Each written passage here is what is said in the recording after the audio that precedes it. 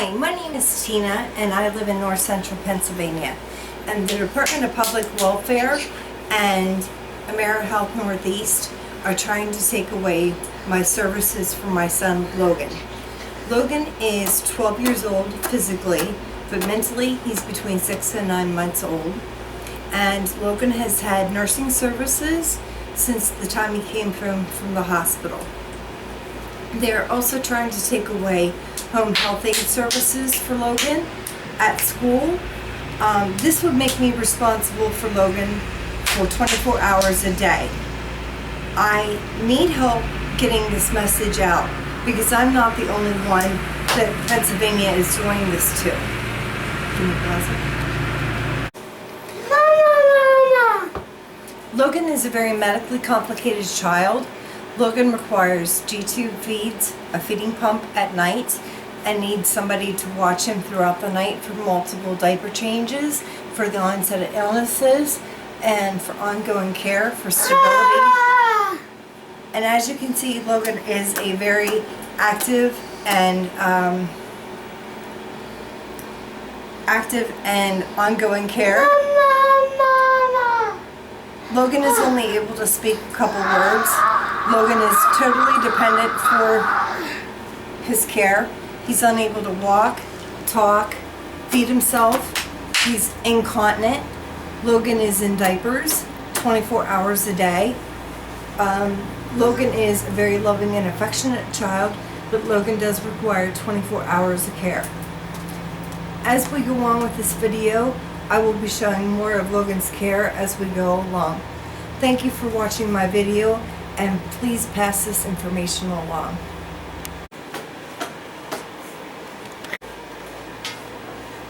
On August 29th, we sent in paperwork from Beata Nursing to increase Logan's home health aid hours to include a longer trip so that the home health aide could travel with Logan to school because there's not a bus aide on school. On September 5th, they decided to drop all of Logan's nursing services when we had an authorization in place for nursing until November. There was no explanation as to why they denied this other than I can take care of the feeding tube by myself, which would, even if Logan goes to school for 6 hours a day, 6.5 hours a day, I would be responsible for Logan for 17.5 hours a day. We appealed this decision and the denial was upheld. We are on our second level of a grievance, and we're going through the Pennsylvania Health Law Project, and I'm working with my state senators. But there are obviously children and parents out there that are not willing to fight this battle. So children are going into group homes and worse yet, nursing homes that are medically complicated that are not willing to fight this. This is going to cost the taxpayers so much more money. And this would break my heart if Logan would have to go into a nursing home. This is Logan in his bed. I'm going to try and zoom out. Apparently I'm not going to be very successful. Logan is severely autistic, and his bed is a canopy bed. I'm going to try and show you here. It's enclosed by mesh on all 4 sides. You can see that.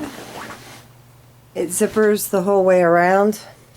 I'm just going to go ahead and zipper Logan in. With being severely autistic, Logan has already escaped once,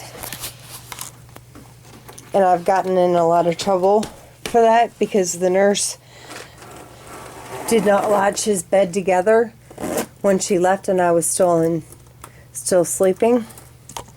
I'm just going to set this down. You can see Logan.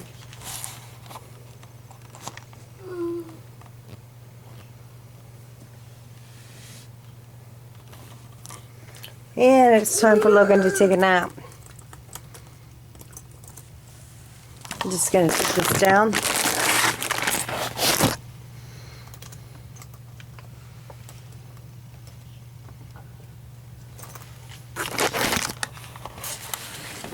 Here he is. I turn on the TV for him and the DVD player. Logan sleeps in this, if you can see. It's a canopy bed. He's got a beanbag chair up top.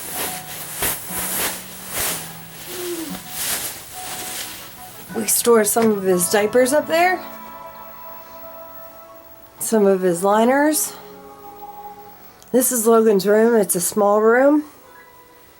This is where the nurses stay at night with Logan. This is his feeding pump, which is plugged in. And I'll show you this tonight when the nurse comes in to hook it up and hook Logan up to the pump. The zip stays up, and so she can monitor him all night long. Down there's his diapers, and there's his ointments. Logan's skin breaks down very easily. He gets severe diaper rashes, where we need to use sulfidine cream, as well as we use the Walmart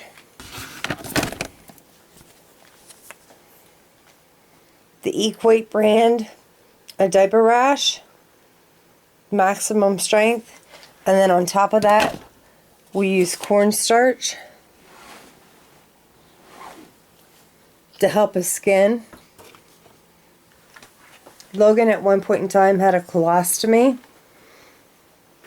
and he had the pull-through surgery, and his skin breaks down severely.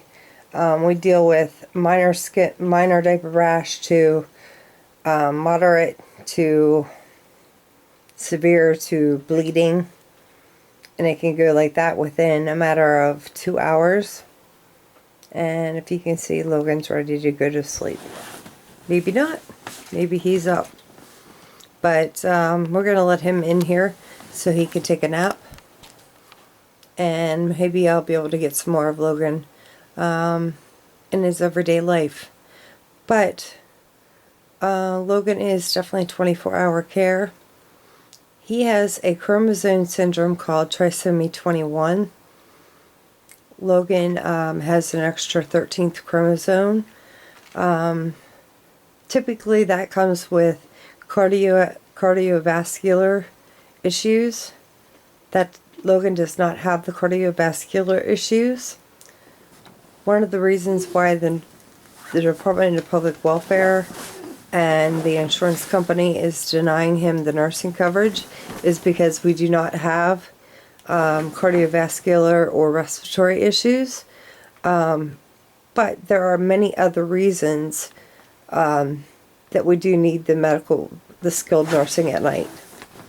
So we'll continue this video diary for the next day or so.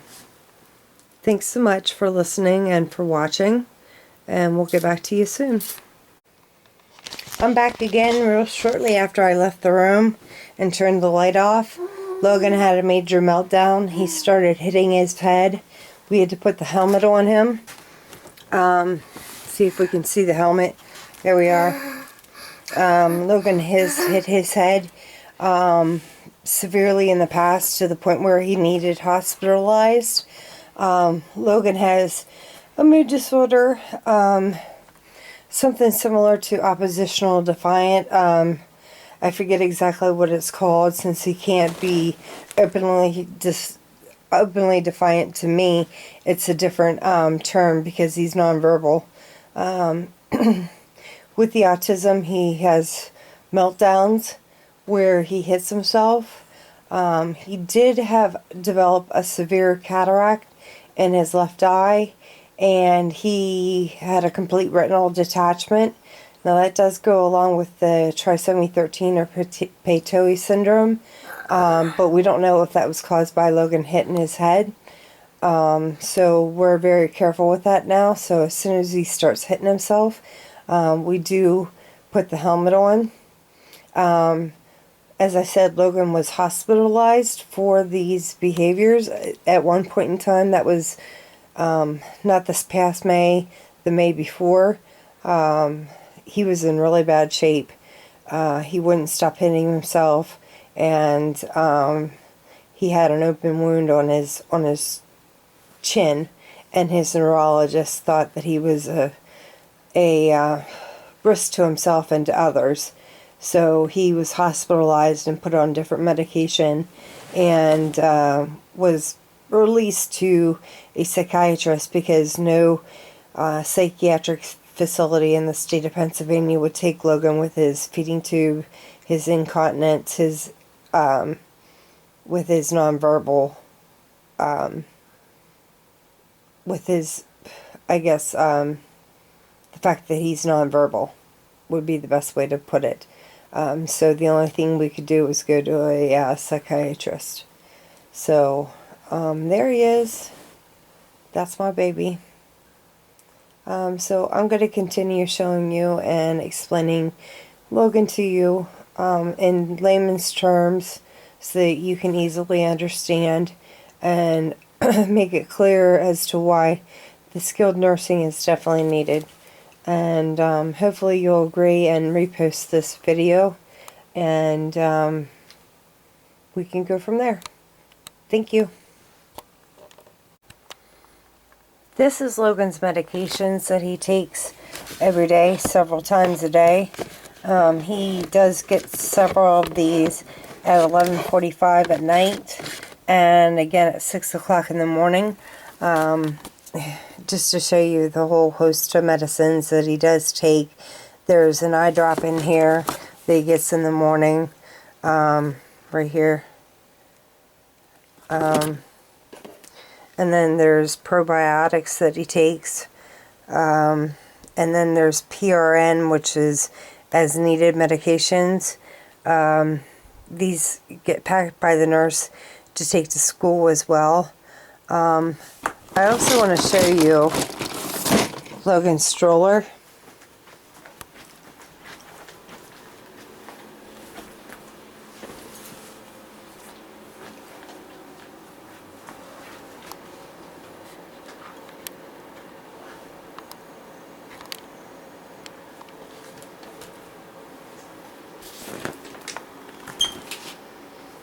I'm not going to get a good visual on it.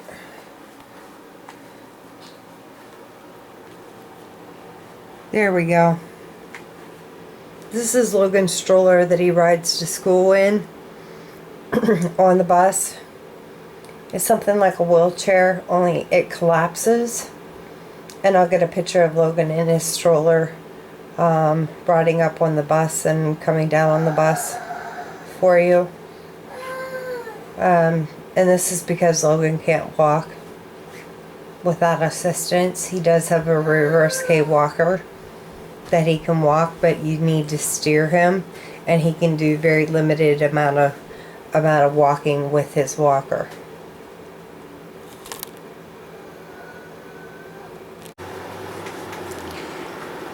Logan had another blowout, which is where he has massive diarrhea. As you can see from his pants, they're all wet. That's just from one episode of diarrhea. So I've got to change him. That's how fast he blows out his pants with diarrhea. And then I wanted to show you,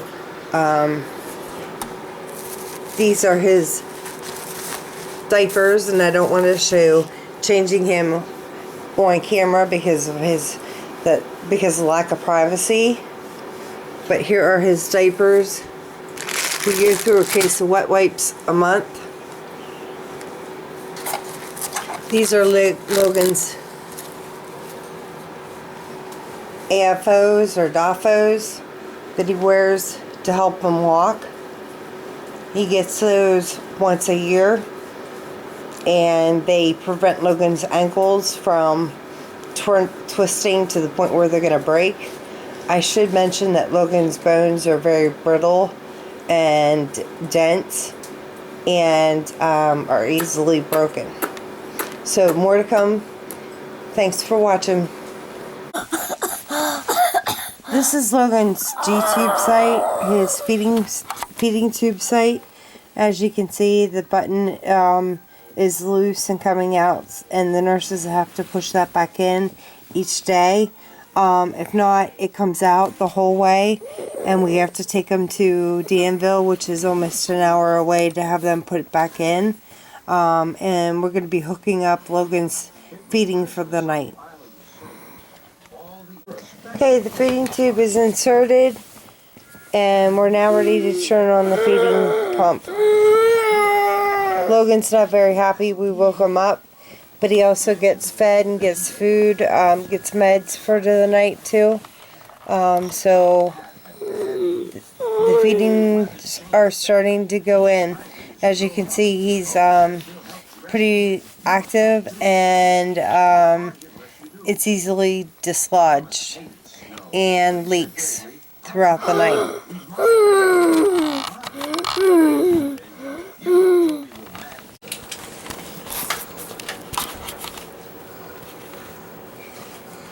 This is how we put Logan in the stroller. And we're in a hurry today. Don't play with the light switch. Thank you.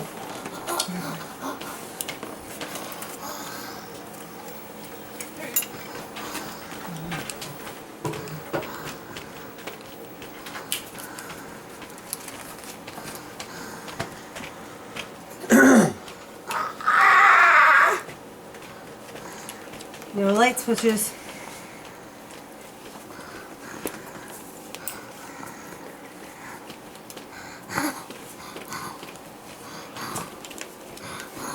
Okay, and Logan's ready to go. And finally, this is Logan getting up on the bus to go to school. Getting ready for the school day. This is the bus driver. His home health aide usually goes up on the bus with them, but for obvious reasons I can't record him because he's with the nursing agency.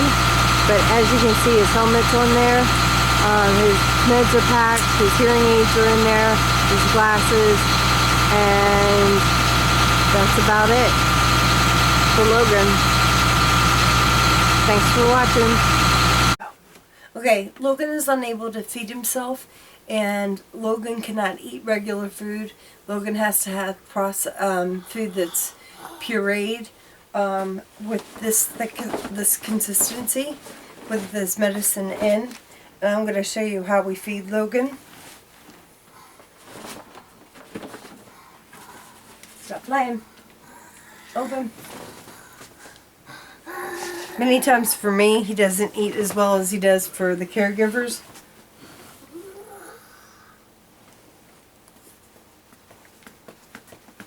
He's eating cream of wheat right now.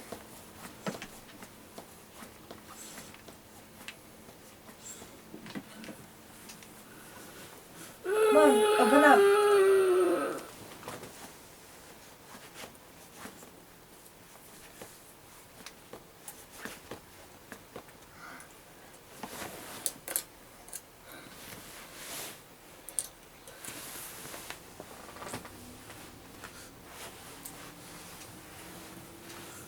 So that's how we feed Logan, with the consistency of like a pudding or a semi-liquefied food, and then his medicine goes in the food that we feed him.